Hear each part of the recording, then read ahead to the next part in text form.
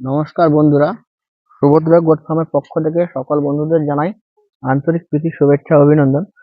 বন্ধুরা, এগুলো হচ্ছে আমার জারা ঘাস।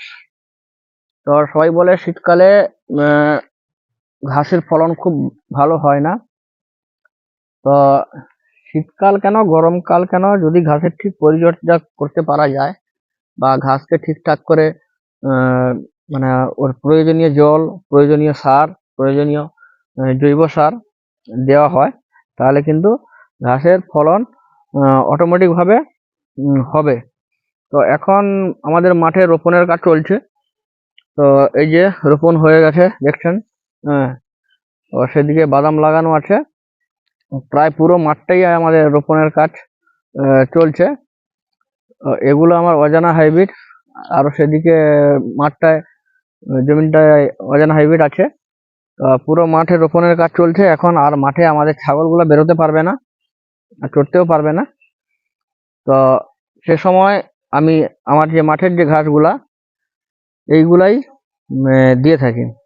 তো এটা হচ্ছে আমার জারা ঘাস। তো বন্ধুরা, জাস্ট আমি আপনাদেরকে দেখাচ্ছি যে জারা ঘাসের ফলনগুলা কি রকম। একটু ভিতরের দিকে দেখাচ্ছি। আমার ক্যামেরাম্যানকে বলবো নিয়ে এসে একটু দেখা দে পুরো। কারণ এগুলা কাটলে মোটামুটি আমার ছাগলের বেশ কয়েকদিন তো খাবার দাবার হয়ে যাবে। তো হাড় দেখেছেন কিরকম, এখন এগুলা নরম অবস্থায় আছে খুব। হ্যাঁ, হাড়টা দেখেছেন কিরকম, এবং মোটা মোটা এবং রসালো হয়। আপনারা বিশ্বাস করতে পারবেন না যে জারা ঘাসের ফলন এইভাবে হয়। তো অন্যান্য ঘাসের তুলনায় জারা ঘাসের ফলনটা আমি বেশ ভালো পাচ্ছি, তার জন্য অন্যান্য ঘাসগুলোকে আমি পরপর সরিয়ে দিচ্ছি। তো পরবর্তীকালে আরো আমি জারা ঘাস কিছু লাগাবো। দেখুন বন্ধুরা, কিরকম মোটা মোটা সাইজের জারা ঘাসের কাণ্ডগুলা হয়ে থাকে। দেখেন যেরকম আখের আখের কাণ্ড হয়ে থাকে, তো সেই রকম কাণ্ডগুলা হয়ে গেছে প্রায়। তো এগুলা এটা 8-10 ফুট হাইট হবে এই ঘাসগুলার। আর ঘাসগুলা দুটো চারটা বোঝা মোটামুটি নিয়ে চলে গেলে মোটামুটি ঘাসটা উড়াই ভালো, মানে ছাগল খায়ও ভালো এবং উড়াইও ভালো। তো এদিকে আমার তুত গাছ আছে, কাঁঠাল গাছ আছে লাগানো মোটামুটি। কারণ ছাগল পালন করতে গেলে আপনাকে প্রথমে ঘাসের ব্যবস্থা করতে হবে। তো যাদের পর্যাপ্ত গ্রেজিং এরিয়া আছে বা চড়ানোর জায়গা আছে, তো তাদের ব্যাপারটা সম্পূর্ণ আলাদা। বাকি যারা কিছুদিন গ্রেজিং এর উপরে রাখতে চাইছেন, কিছুদিন স্টল ফিডিং এর উপরে রাখতে চাইছেন, তাদের উপায় হচ্ছে অল্প মাত্রায় কিছু ঘাস লাগান এবং বাকি সময়টা গ্রেজিং করান। কারণ দানা খাবারের যেভাবে দাম বাড়ছে, তো দানা খাবার সেভাবে সরবরাহ করে আমাদের কিন্তু ছাগল চাষে মুনাফা বা লাভ নেওয়া সম্ভব নয়। তাই আপনারা ঘাস চাষ করুন, যেখান থেকে পারেন ঘাসের কাটিং কিনতে পারেন। আমার কাছে কিনতে হবে তার কোনো মানে নাই। আপনারা যার কাছ থেকে, যেখান থেকে আপনার কাটাকাটি সুবিধা হবে এবং লোকটা সৎ হবে এবং নির্ভরযোগ্য হবে, তো আপনারা সেখান থেকে ঘাসের কাটিং নিয়ে আপনারা ঘাস লাগাতে পারেন। আপনার ঘাসটা লাগানো থাকলে আপনার হাতের পাঁচ ওটা। কারণ এখন মাঠে আমাদের সব রোপণ হয়ে যাচ্ছে, ছাগলগুলা বেরোতে পারবে না। তো ডালাপালা কেটে খাওয়াচ্ছি। তো যখন এই ঘাসগুলো আছে আমার, এই ঘাসগুলো নাই নাই করে আমার 10-12 দিন মোটামুটি পুরো ফুলফিল ভাবে দেওয়া যাবে এই চারাগুলা। তারপর অজানা হাইব্রিড আছে, সে মাঠটায় আছে, মোটামুটি 1 মাস আমি এটাই টেনে দেবো। তারপর আবার মাঠে আমার ঘাস বেরিয়ে পড়বে, তখন আবার ওগুলা খাওয়াবো, সেগুলো আবার খাওয়াতে খাওয়াতে আবার এগুলো আমার আবার নতুন ভাবে হয়ে যাবে। তো বন্ধুরা, আপনারা ঘাস চাষ করুন। ঘাস চাষ করলে কিন্তু আপনারা নিজেরাই বুঝতে পারবেন এর উপকারিতা। কারণ ঘাস ছাড়া ছাগল পালন করা অসম্ভব। কারণ খড় মাখিয়ে, আটা ভুসি মাখিয়ে ছাগল পালন করা সম্ভব না। কারণ ওগুলাতে ছাগলের সেরকম শারীরিক কোনো বৃদ্ধি বা শারীরিক কোনো উপকার হয় না।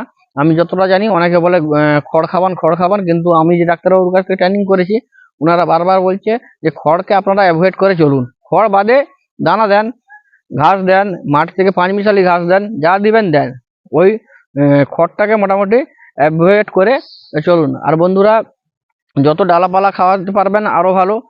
কাঁঠাল পাতা, আপনার তুত পাতা এবং বিভিন্ন রকম যে পাতা পাওয়া যায়, তো সেগুলো খাওয়াতে পারেন। আরো অন্য অনেক ঘাস আছে, শুধু যে এই ঘাসটা করতে হবে জারা ঘাস তার মানে নেই।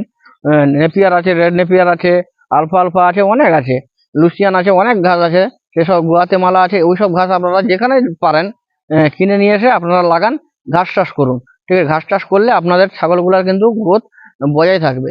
আর বন্ধুরা একটা কথা বলবো, এই ওয়েদারটা খুব খারাপ, কারণ সূর্যের দেখা নেই 3-4 দিন। তো ছাগলগুলাকে, বিশেষ করে বাচ্চাগুলাকে ঠান্ডা লাগতে পারে। তো আপনারা মোটামুটি ছাগলগুলার সেবা শুশ্রূষা ভালো করে করবেন, এবং আপনারা একটু খাবারে যেই খাবার দেন, যদি দানা খাবার দেন তো ভালো, যদি জলে সিদ্ধ করিয়ে দানা দেন তো সেটাও ভালো। ওই সময় আপনারা সরিষার যে খোল, একটু পরিমাপটা একটু এই সময় একটু বাড়িয়ে দেবেন, কারণ সরিষা খোল খেলে ছাগলের গা গরম থাকে এবং ছাগলটা ভালো থাকে। এবং পারবেন যদি একটু সকালে বিকালে ছাগলের নাকে একটু সরিষা তেল দিয়ে দেবেন। ওখান থেকে যদি একটু বেশি আর একটু ঠান্ডা লাগে মনে হয়, অ্যাকোনাইট বা রক্সটক্স বা বিভিন্ন রকম যে ঠান্ডা লাগার যে হোমিওপ্যাথি ওষুধগুলো আছে, তো ওগুলো আপনারা ইউজ করতে পারেন।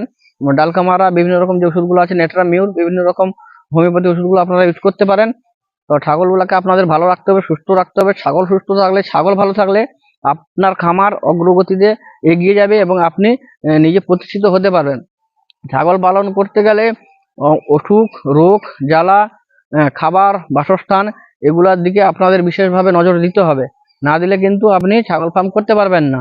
আর ছাগল ফার্ম করতে গেলে আরো যে জিনিসটা প্রযোজ্য হচ্ছে, সেটা হচ্ছে আপনাকে সব সময় সচেতন থাকতে হবে, চোখ কান খোলা রাখতে হবে যে কোন ছাগলটা অসুস্থ হচ্ছে, বা কোন ছাগলটা ঝিমিয়ে আছে, বা কোন ছাগলটা খাবার দাবার খাচ্ছে না, বা কোন ছাগলটার পায়খানাটা একটু নরম হয়ে যাচ্ছে বা পাতলা হচ্ছে। এগুলা কিন্তু আপনাকে লক্ষ্য রাখতে হবে। না লক্ষ্য রাখলে 1-2 দিন এদিক সেদিক হয়ে গেলে কিন্তু আপনার ছাগলগুলা খুব মুশকিলে পড়ে যাবে, বা ওরা খুব মৃত্যুর মুখে চলে যেতে পারে। তো আপনারা সচেতনভাবে ছাগল পালন করুন। এবং যারা আমাকে ফোন করছেন যে দাদা ভাইরা, যতটুকু বিশ্বাস করে, ঠিক আছে, আমি সেফ সাফ কথা বলি এবং নিট অ্যান্ড ক্লিন কথা বলি, ঠিক আছে, আমার কথার ভেতরে কোনো ওই নেই, ঠিক আছে, যে আমার ভিডিও দেখুন প্রথম থেকে শেষ পর্যন্ত, ওইসব কথা বলে আমি বলি না। যেটা বলি একদম মন থেকে বলি, না কোনো আমার স্ক্রিপ্ট লেখা থাকে, না কোনো আমি কাউকে ডুপ্লিকেট কাউকে কপি করি। আমার একবার নিট অ্যান্ড ক্লিন কথা। তো আপনারা যারা ছাগল পালন করছেন বা করবেন, যারা ফোন করছেন আমাকে, ওনারা, আমি যে যে ইনফরমেশন গুলো দিচ্ছি, তো আপনারাও যখন একটু বড় খামারি হয়ে যাবেন, তো আপনারাও যতটা পারেন অপরকে বা ছোট খামারিকে বা নতুন খামারিদের সাহায্য করবেন, ঠিক আছে, এইটাই হচ্ছে আমার অনুরোধ। তার বদলে আমি আর নিজে কিছু চাইছি না। আর যারা সরকারি ট্রেনিং নেবেন বলছেন, যে দাদা ভাইরা ফোন করেছিলেন, তো যেদিন সরকারি ট্রেনিং এর জন্য ডেট ইয়ে হয়ে যাবে, ডেট স্যার বলে দেবেন, আমি সেই দিন একটা ছোট একটা ভিডিও বানিয়ে দেবো আপনাদের, যে সরকারি ট্রেনিং কিভাবে, কোথায়, কোন তারিখে পাওয়া যাবে ফ্রিতে, বিনামূল্যে। তো আমি ডেটটা জানিয়ে দেবো আপনাদের। মোটামুটি ভিডিওগুলোকে আমার দেখবেন, কমেন্ট করবেন, লাইক করবেন এবং সাবস্ক্রাইব করবেন। সুভদ্রা গোট ফার্মের পক্ষ থেকে সকলকে জানাই আন্তরিক প্রীতি, শুভেচ্ছা, অভিনন্দন। নমস্কার, ধন্যবাদ।